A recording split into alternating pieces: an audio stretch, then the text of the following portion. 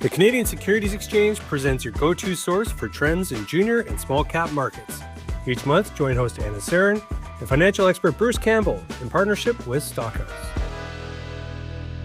Hi, my name's Anna Serin, and I'm Director of Listings Development with the Canadian Securities Exchange. You're joining us for episode 5 of The Market This Month. We're in a very interesting moment for global markets, and at the center of it all is the US dollar. Over the past few months, we've seen a notable decline in the currency against other global currencies, but in particular against the Canadian dollar. Behind that move is not just monetary policy or economic data, but something a bit more philosophical, something that's being quietly referred to as the Mar-a-Lago Accord.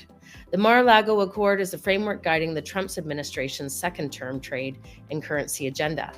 The accord aims to reduce U.S. trade deficits by addressing what it views as structural imbalances in the global economy, particularly the overvaluation of the dollar. It combines broad tariffs, potential currency interventions, and rethinking of international economic relationships, including proposals to link trade access with national security cooperation. The Mar-a-Lago Accord is a conceptual revival of the 1985 Plaza Accord, but with a very different tone.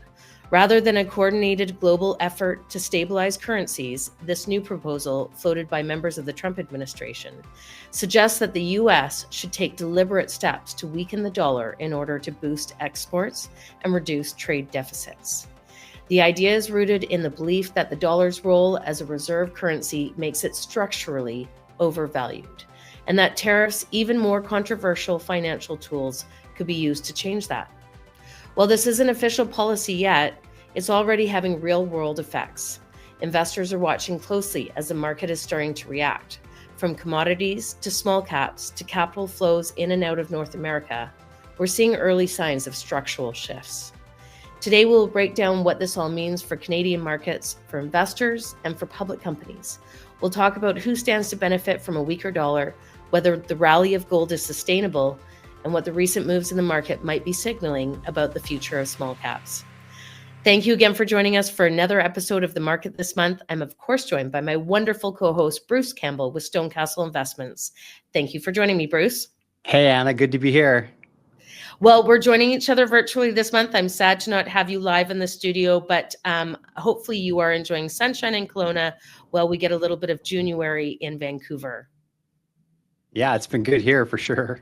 Good. Happy to hear it. Okay, let's jump right into it. I mean, obviously, our big focus today is we're going to be talking about the US dollar. We always know that the US dollar affects global markets, affects global currencies, and most are pinned against them. I guess my question is, the dollar has dropped. Is the dollar weak, or are other global currencies strong right now? No, you've definitely seen, to answer your question, they're both, right? So the dollar is relative to other currencies. And I mean, we've seen that decline happening versus other currencies. So it has been weak for sure. But just the drop and the percentage move that it's had has been what's been significant, because, we saw as the market started to run into some volatility at the beginning of the year, the dollar strengthened, which is normal. We tend to see the US dollar as a flight to safety. And then as things started to stabilize and, more about the Mar-a-Lago Accord started to come out, and, the both Besant and Trump talking down the dollar, it certainly has declined. And we've seen, a fairly significant move so far. And obviously, this will have a lot of ripple effects from it. So maybe you could just talk about how this will affect the Canadian markets. Yeah, I mean, the biggest thing is that there's an inverse correlation between commodities and the US dollar. So typically when you see the US dollar declining, you tend to see commodity prices going up and vice versa. And we have seen a little bit of counter to that last year when you saw such a strong move in gold, but at the same time, the dollar was, let's call it, stable. But now you have seen gold hitting new highs as the dollar has sold off. And last year, when the dollar was strengthening, you saw gold sell off. So for sure, we see that correlation between gold. You're now starting to see that affect other metals. So copper hasn't broken out. It would probably have to get above the $6 level, and it's not there yet. but you've seen some of the other precious metals. So platinum, palladium, silver has started to move. And then just recently, we've really seen oil start to move. Lots of people are pointing that to just political. And I mean, that certainly is an issue. As we're talking and doing this show, there's lots happening with Israel and Iran, and the threat that, something happens with the Strait of Hormuz and what effect that could have on oil. But oil was starting to trend up before that. And was that a function of investors looking and figuring out that the dollar was declining, or were they trying to figure out that there was more geopolitical heat starting to get turned up? But in any effect, it does have, a significant impact on commodities. Typically, it also has and those commodity moves also have an inflationary feel to them, which is something that we haven't talked about for a couple of months now. So it does have an impact, and Canada is so dominated by commodities that our Canadian market has actually outperformed so far this year versus the US. I think this is great. I think it creates opportunity for us. To me, when I first started looking at kind of what was happening and transpiring, it feels so counterintuitive for the purposeful creation of a weaker dollar, doesn't it? Well, they certainly, they're weighing all of that, and they certainly want to make, strategic moves that they feel is going to help their economy both short and long term. Right. And just to clarify, so the reason that they're doing this is so that they can strengthen, their export abilities, just because if the dollar is so expensive, it makes it difficult to do business with other jurisdictions, as well as on top of that, they are trying to bolster their own economy. Is that right?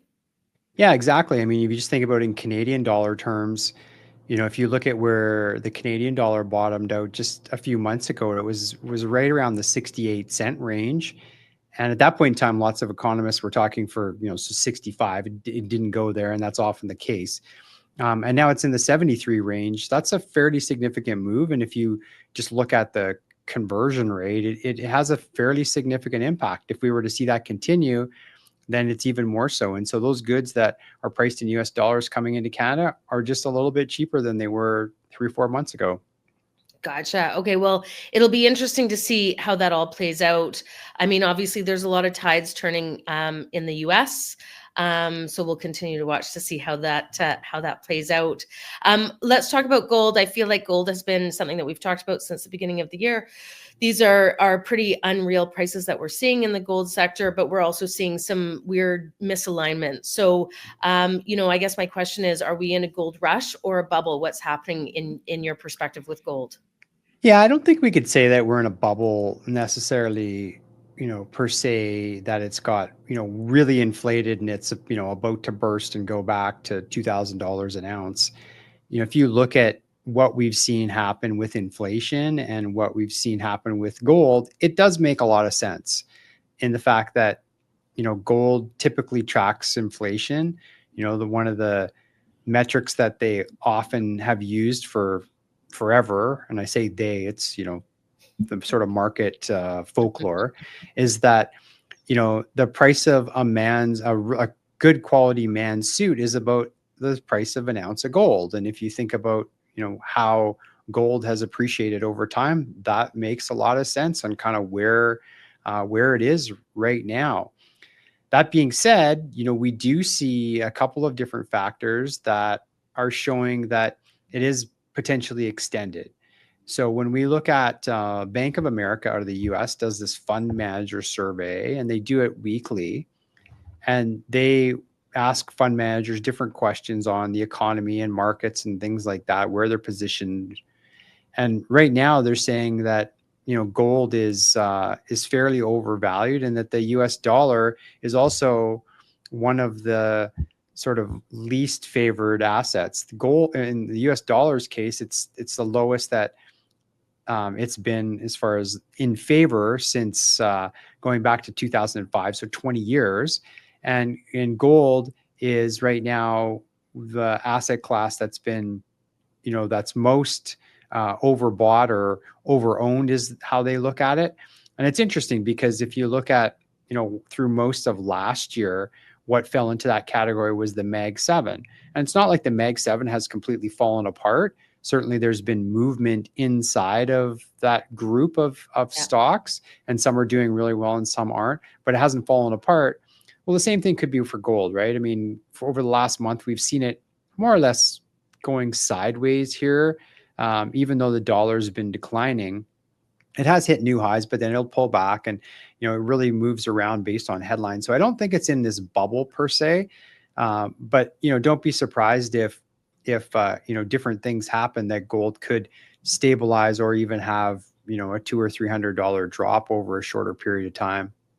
Gotcha. And I mean, I think the one thing is that what we've been waiting for kind of on this side of the pond is, will we see those gold prices translate into a flow of capital into the junior, the exploration, the pre-production phase of the resource sector?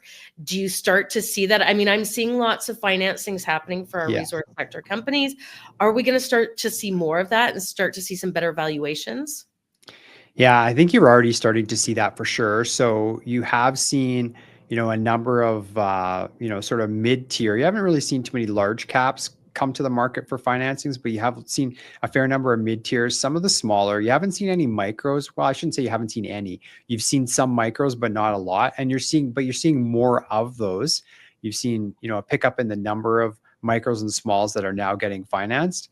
And that's just dollars flowing into the sector that 6 months, 12 months, 18 months ago was non-existent. Like, it didn't exist at all. And now it's starting to. So you're starting to see that happen. And, I think that's a function of people are starting to look at the price of gold. They've seen some of the moves that, the bigger, the largers and the intermediates have made. And now they're just looking for, where's the value, especially if we're in a higher gold market for longer, then what are some of these projects that are now sustainable that they could start to build out and get to production?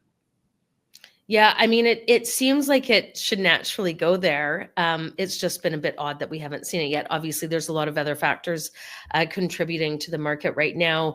I do know that a lot of our, I was at an event yesterday, actually, and there was a representative from the Lundin family and other kind of giants in the mining sector. And they were talking about the fact that we're starting to see some of this, some of the traditional groups and families, we're starting to see them start to back some of these projects. And usually that's a little bit of a headway that we see in the market. So hopefully we're going to see that. But I guess a lot of our exploration groups are now going right to the property, and we're going to see some drill results hopefully in the fall. Do you think that will correlate with maybe some more activity once we see some results from their summer drill programs?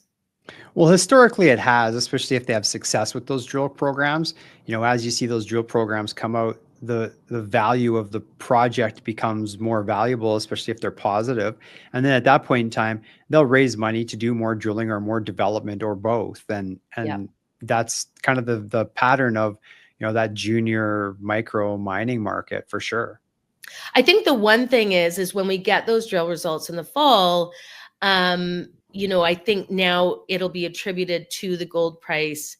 I'm hopeful that it creates a bit more of some energy around it, because when you start taking some of those results back and potential on various properties and you attribute it to gold prices and the potential there, hopefully that'll create some excitement in the resource sector. I mean, we're going to have to see some capital flow in there.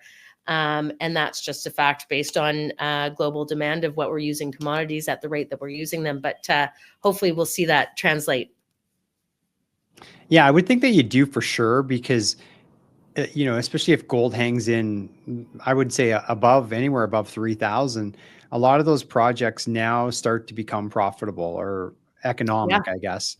And then it's just a function of doing, capital market calculations to say, how much money is it going to take to get this project built? And what's the internal rate of return that we would get by raising whatever that number of dollars is to get the project built? And does it make sense? And then investors just make the decision like, yes, it's profitable, or no, it's not. And the ones that are get funded, and typically they also get bought out. They don't usually get to the place where they get, built by the Explorer, typically they get sold. Some obviously do, and there's some teams out there that have great track records of that. But that's what we'll be looking for this fall for sure. Yeah. The other thing that we saw in past markets like this, or past, good commodity pricing, was there's some amazing projects that are out there that literally they shut the doors down. They were in production, or almost in production, and the commodity price didn't support, the cost of going out there and extracting it from the project. So sometimes we also get a little percolation of some projects that were there or almost there. And now with these commodity prices, they can go and turn the lights back on, right? Yeah, you're seeing that for sure. You're also seeing, some companies who are trading assets where, they've sold projects that were in that situation to somebody that's now coming in to operate them, and who, is more focused on the operation, and then they can go out and do more exploration or, focus their attention somewhere else. Yeah, I love that. That's exciting. Okay, well, I will be waiting with bated breath to see all of that wonderful stuff transpire to our wonderful explorers. Okay, on that note, let's talk about the small cap space in Canada, North America, globally, whatever your thoughts are there. But I think you've seen a few indicators that we might have a bit of a small cap revival. Tell us about that. I mean, if you go back in history, we've seen probably one of the bigger contractions in, small cap investing in, really call it North America, probably the world. I don't really track the small caps outside of North America that close in anyone who's investing's history right now. So maybe generations before saw similar type of declines, or, sort of freezing up of those markets. But for anyone who's investing now, we certainly haven't seen this before. It has been fairly historic as far as the duration and also the magnitude. And the two factors, in my opinion, that led to that were, one of the fastest interest rate increases in history, and at the same time, one of the fastest decreases in the money supply in history, to the point that it actually went negative. And now you're starting to see both of those factors changing. We haven't seen this rapid decline in interest rates, but they are starting to get inched down over time. And, the expectation is that they will continue to inch down if we can keep inflation in check. And then you have seen the money supply now start to accelerate. And anytime that happens, money is available, and money looks to go where it can best be producing returns. And that's what we've started to see, is that now it's not, like it was in 2021, but what we're starting to see is that, specific projects, specific companies are starting to see that move. If we drill down and look at, just for instance, like the TSX small cap, it's now broken out. If we look at something like the TSX venture, it's still off, call it 70%, 75% from its 2007 highs. But, lots of technical analysts are pointing to the fact that if you sort of looked at trend lines, it's now starting to break out of that long-term downtrend that it's been in. And when you drill into the constituents of that exchange, what you see is a lot of the top performers are those commodity stocks that we just talked about. So they're the junior, small cap, materials, gold, exploration stocks, and they're starting to have some big years, and that's catching wind and catching life. And what happens is that tends to work its way into other areas and other sectors at the same time. I'm a little taken aback by a high of back in 2007. I mean, we're approaching 20 years. Yeah. That's shocking. It's, there's been ups and downs in that period of time, but the high was made in 2007. And I think it's down still 75% from where it was. Wow. We're ready. We're ready, Bruce. Yeah. I'm sure there's lots of operators who are ready as well. Yeah. I mean, it sounds like there's some great opportunity. And we've been talking about that since the beginning of the year. There's so many political movements and things that are happening globally. There's things that are happening within our own borders. It just seems like we're primed for something. So let's be hopeful. Yeah. And on that note, sentiment is always such a great indicator. You can't time perfectly with sentiment, but that market's just been left for complete dead. the fact that the Meg 7 was the area to be in the last 2 years. And if you owned only the Meg 7, your investment account is probably at all-time highs right now. Right. And that hasn't been the case in the past. There's Yeah. been short periods of that, but not for the period that we've seen. And you can point to structural challenges of what has happened to get there, but those structural challenges still come back to investor behavior. In that, when I talk about the structural challenges, there's many ETFs and many funds now that are only focused on that big, and a lot of those are passive, and the money just flows in there. But the reality of the situation is that investors are always looking for return. So if we were to all of a sudden see a mid cap or a small cap or a micro cap start to make its move, and people, both from investment standpoint and also investment manufacturing product standpoint, thought there was opportunity, they'd be rolling out those products in those areas, and people would be getting invested because, at the end of the day, there's always somebody who wants to look for the highest rate of return for their capital. Absolutely. And I mean, I think you kind of covered this, but the sectors, if the small cap space does have a shining moment, it really will probably be led by the resource sector. Wouldn't you agree? Or is there other sectors that might have an opportunity there as well? Well, I mean, if you go across the board, there's tremendous opportunity in a number of areas in that small, even kind of the mid small in Canada, where you look at companies that have been growing at double digit rates, both their revenue and their earnings, and yet they're still trading at maybe high single digit PE ratios. Maybe they get into the double digits, but they're certainly not where you would expect, and they're certainly not versus their larger cap peers. And there's a reason for that, because there's more risk, more volatility to a smaller cap. But that's where opportunity lies, not just in the precious metals and the materials, in the commodity stocks, but outside as well. And I can think of a number of different small financials that would be sub 2 billion that would fit that parameter, where they're seeing great earnings and revenue growth, and yet they have these low valuations. You're also seeing it in technology in a lot of areas, and technology has historically been one of those areas that gets almost, for lack of a better term, mined in Canada, in that we build these technology companies that tend to start to do really well, and then they get picked off by a bigger player, historically been a US player. And so maybe that's what we start to see here now, is that as there's more attention to some M&A, there's also some more attention to some of those stocks and how valuation wise there's a disconnect between where they historically have been and where they are, and where the larger peers are compared to where they are. Very cool. I like it. Okay, we're going to jump into our CSE news. Typically, we'll take this opportunity to talk about some of the amazing things that our issuers are doing, and we will get to that. But I do want to highlight some actual CSE news this month, and wanted to get your thoughts on it. We're pretty excited about it here at the CSE. For those of you that don't know, the CSE announced in the past month that it has it announced an acquisition of NSX Listings, the parent company of the National Stock Exchange of Australia, in an all-cash transaction. The NSX Stock Exchange in Australia, it is a public company actually listed on the ASX.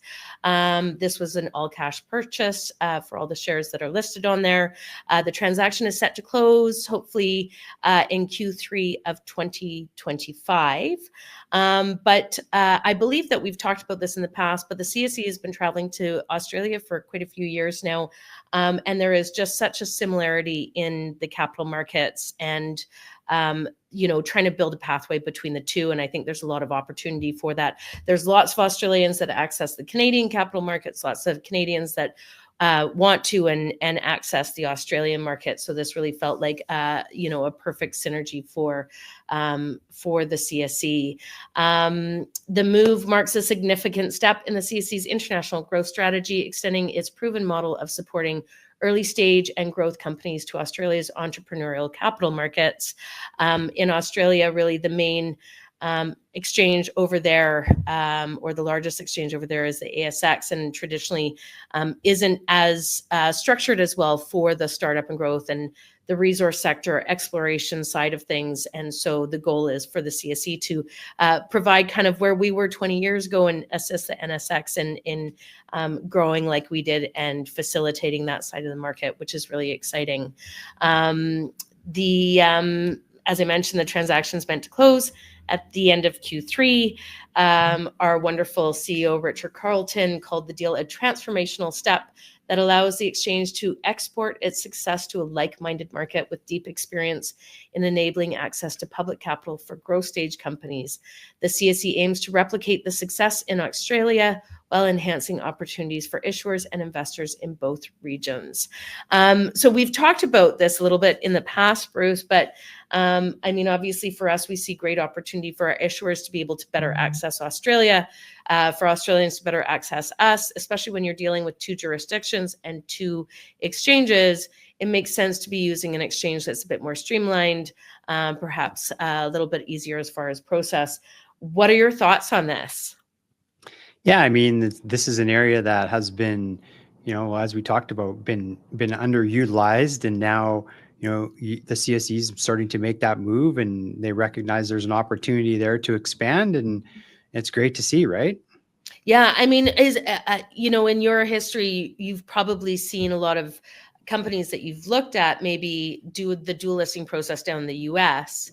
The goal here is to facilitate a bigger bridge between our Australian markets. The one thing about the Australian markets that's pretty fantastic and assimilates to Canada so much is that we both have really broad resource sectors within our capital markets, which I think is pretty exciting to be able to leverage off of both. Yeah, there's certainly a lot of synergies there, and there's a lot of similarities as well. You already do see, several Australian companies that are involved in Canada, and now we'll probably see a little bit of the other side, right? Yeah, I mean, Australia also has this really unique platform, or maybe it's not as unique, but we don't have it in Canada. It's their superannuation fund, which is essentially a forced investment into retirement savings. It's done through your employer in Australia. So when you work in Australia, a portion of your income goes into this kind of forced retirement savings. So what that does is it bolsters their capital markets. Every year, there's a large, inflection of capital that goes into the markets and keeps it nice and healthy, nice and liquid. And I think one of the things that we saw when we started going over there is that because of that, Australians really do like to invest. And I think most countries feel this way. They like to invest in a local marketplace. And so having, dual listings is definitely something that companies are starting to consider more. I think especially in the speculative space or in the smaller startup and growth space, is that if you're listed on a local exchange, it does remove one of those barriers to entry. And so if we create an easier avenue for people to dual list and more cost effective and streamlined, hopefully this will encourage a little bit more of that and encourage further investment. So I'm personally very excited about this, and I know that we've heard from the market on both sides that they seem to have a lot of support for it. So excited about that and to see how it's all going to play out. Yeah, that's great. Yeah. So stay tuned on that one. A shout out to some new listings. I was surprised how many new listings we've had since you and I last spoke, Bruce. This is, I think, an interesting view into, although that the markets seem to be maybe not rolling as along as profoundly as we'd like it to. We're seeing a lot of new listings, which is, I think, a good sign. Welcome Quarterback Resources, Nexel Metals, Highland Critical Minerals, Maxis Mining, and Wise R AI Systems. Welcome to all of them as new issuers with the CSE. And also just wanted to touch on, we saw lots of financing activity this month. I think we typically, would you say that that's pretty typical to see end of spring, beginning of summer, to see those last kind of the rush of financings coming in? Well, things tend to do slow down in the summer. And so if you were planning a financing, you probably try to get it done before the summer starts. Otherwise, you got to postpone it off until the fall. Yeah, I mean, and we've seen a healthy number of financings that have happened.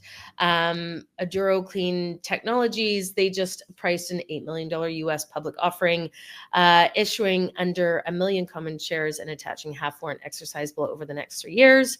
The proceeds are earmarked for R&D in the construction of their demonstration scale hydrochemolytic plant. I hope I pronounced that right, and a big step towards commercializing their innovative chemical recycling process. So congratulations to Aduro Clean Energy. We also saw an announcement, and I'm starting to see a bit of this, which I also thought was important to bring up, is one of our issuers, Quimbaya Gold. They had announced a private placement of 2 million, and they just announced that they upsized it to 4 million. This is something I've seen a few times on CSE listed issuer news, that people are coming out and upsizing their financings. What do you think when you see that kind of activity?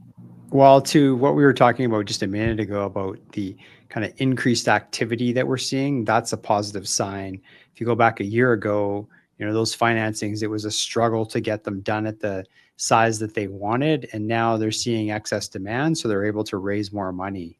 And that's a positive. That's certainly a positive sign that there's more capital flowing amongst all of the different market capitalizations in the market. Yeah, absolutely. I mean, obviously, it seems like a good sign. It's great that our issuers are being able to fill their treasuries a little bit further, because they're always trying to gauge what they're able to get from market and try and fulfill their commitments, whether it's a work program or development within the corporate structure. So that's wonderful that we're seeing that. Before we talk next month, Bruce, what should we all be thinking about over the next few weeks? Yeah, I mean, there's so much to think about right now. I mean, we got geopolitical issues. We got still tariffs are on the map. We talked a little bit about gold and the US dollar and what positions they've been in and how that drives commodity prices. So there's lots to keep our eye on for sure. And then, to continue to watch to see what happens with this broadening out of the market. Does the market start to look at, other areas, market capitalizations, other sectors? So always lots to keep your eye on, and with the summer we're heading into barbecue season, but with the barbecue you got to keep your eye on it. It's kind of like we have to do with your portfolio right now. That's a great analogy. Thank you for that, Bruce. Listen, I look forward to chatting with you in July, and we'll keep watching things as they progress. Obviously, things happen so quickly right now. I'm sure we'll have lots to talk about next time. So thanks again for joining me, Bruce, and we'll chat in July. Yeah, have a great first day of summer. Thank you. You as well.